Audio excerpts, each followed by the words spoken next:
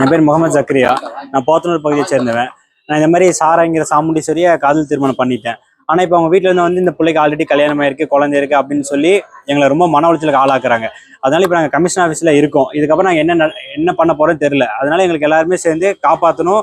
இதுக்கு உரிய நடவடிக்கை எடுக்கணும். இவங்க பொய் புகார் சொல்றதுக்கு உரிய நடவடிக்கை எடுக்கணும்.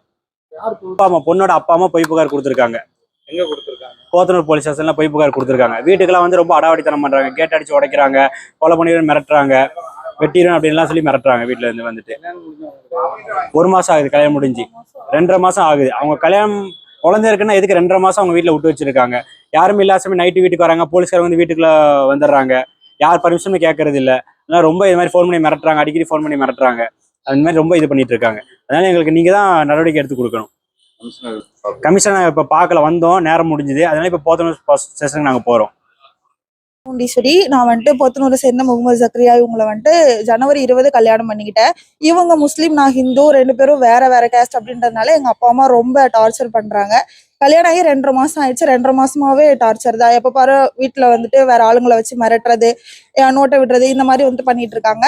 இப்போவும் எங்களை ரொம்ப டார்ச்சர் பண்ணிட்டு இருக்காங்க. எங்க 2 பேருக்கும் எல்லாமே பாதுகாப்பு கொடுக்கணும் அப்படின்ட்டு கமிஷனர் ஆஃபீஸ்க்காக வந்திருக்கோம். கமிஷனர் இல்ல, ஸோ அதுக்காக வெயிட் பண்ணிட்டு இருக்கோம். அம்மா என்னை பத்தி பொய்யா புகார் கொடுத்துருக்காங்க. கல்யாணம் ஆயிருச்சு, வீட்டுல இருந்து 20 பவுன் நகை எடுத்துட்டு வந்துட்டேன், பணத்தை எடுத்துட்டு வந்துட்டேன் அப்படின்னு சொல்லி பொய்யா போத்தனூர் ஸ்டேஷன்ல கம்ப்ளைண்ட் கொடுத்துருக்காங்க. ஆனா அப்படியெல்லாம் எதுவுமே இல்ல. அப்பா அம்மா சொல்றாங்க இல்ல, அப்படி எதுவும் நடக்கல, அந்த மாதிரி ஆயிடுச்சு அப்படின்ட்டு சொல்லி போட்டோஸ் காமிக்கிறது இல்ல. அப்படி எதுவும் ஆகல. அக்காவுக்கு தான் ஆயிருக்கு. அக்கா குழந்தை என் குழந்தைய சொல்றாங்க. மாறியாச்சு.